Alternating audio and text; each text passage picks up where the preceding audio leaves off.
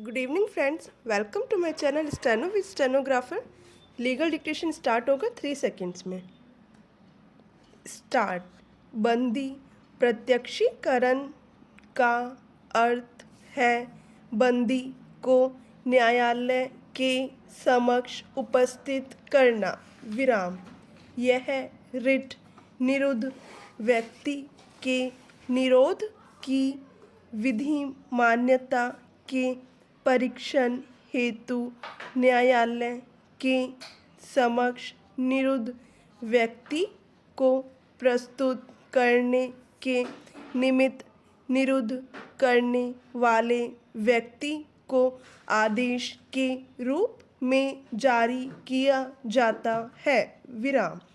अर्थात किसी व्यक्ति को निरुद्ध करने वाले व्यक्ति को न्यायालय यह आदेश देता है कि वह निरुद्ध व्यक्ति के निरोध की विधि मान्यता के परीक्षण हेतु उसे न्यायालय के समक्ष उपस्थित करे।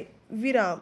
यदि न्यायालय यह पाता है कि निरोध विधि मान्य नहीं है तो वह आदेश दे सकता है कि निरुद्ध व्यक्ति को छोड़ दिया जाए। विराम। इस रिट का उद्देश्य है अवैध रूप से निरुद्ध व्यक्ति को तुरंत रिहा करना। विराम। इस रिट का उद्देश्य निरुद्ध करने वाले व्यक्ति को दंड देना नहीं बल्कि कारागार अथवा व्यक्तिगत अभिरक्षा या हिरासत में अवैध रूप से रखे व्यक्ति को रिहा करना है। विराम। यह निरुद्ध व्यक्ति को तुरंत उपचार अनुतोष प्रदान करता है। विराम। नेक्स्ट। सामान्य नियम यह है कि जिस व्यक्ति के अधिकार का उल्लंघन हुआ है वह रिट जारी करने की प्रार्थना के लिए याचिका प्रस्तुत कर सकता है। विराम।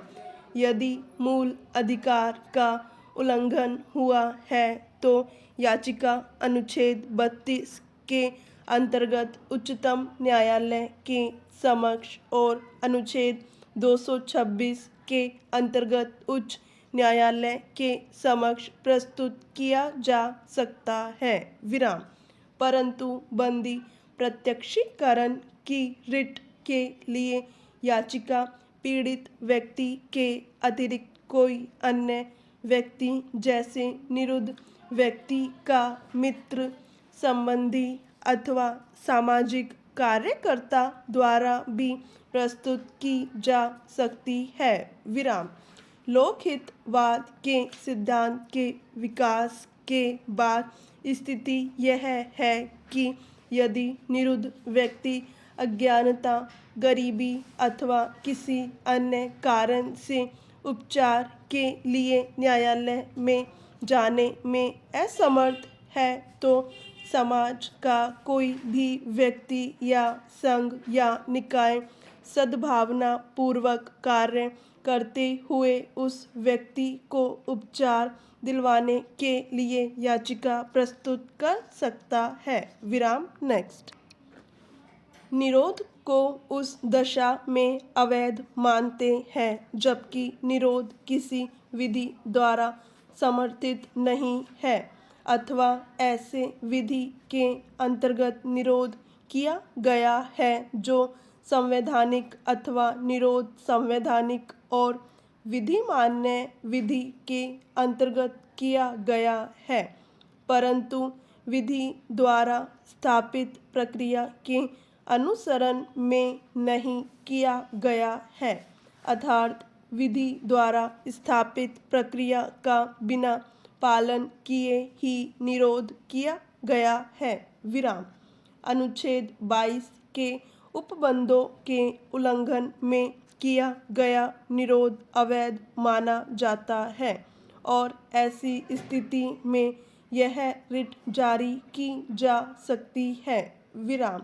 अतः निरुद्ध किए जाने के 24 घंटे के अंदर निरुद्ध व्यक्ति को मजिस्ट्रेट के समक्ष प्रस्तुत नहीं किया जाता है तो उस व्यक्ति का निरोध अवैध हो जाएगा और ऐसी दशा में यह रिट जारी की जा सकती है। विराम। नेक्स्ट।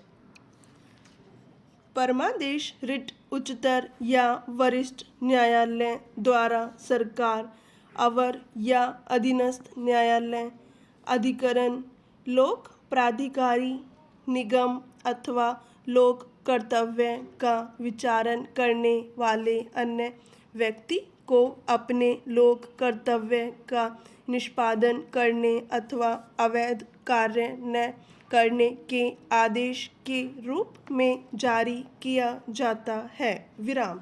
उदाहरण के लिए यदि किसी अधिकरण के आदेश का कार्यान्वयन सरकार द्वारा नहीं किया जाता है तो न्यायालय परमादेश रिट जारी करके सरकार को आदेश दे सकता है कि वह अधिकरण के आदेश को कार्यान्वित करके अपने विधि कर्तव्य का पालन करे। विराम। निगम को भी अपने विधिक कर्तव्यों का पालन करने का आदेश देने के निमित्त यह रिट जारी की जा सकती है। विराम। कंपनी अधिनियम के अंतर्गत निगमित कंपनी को जिसे न तो विधिक कर्तव्य का पालन करना है और न ही लोक कर्तव्य का पालन करना है, यह रिट जारी नहीं की जा सकती। विराम। नेक्स्ट। इस रिट को जारी करने के निमित्त यह भी आवश्यक है कि जिस व्यक्ति, प्राधिकारी, सरकार इत्यादि के विरुद्ध इसे जारी करने की प्रार्थना की गई है उस व्यक्ति को अपने लोक कर्तव्य के पालन के लिए विवश करने का विधिक अधिकार याचिकादाता को प्राप्त है। विराम। नेक्स्ट।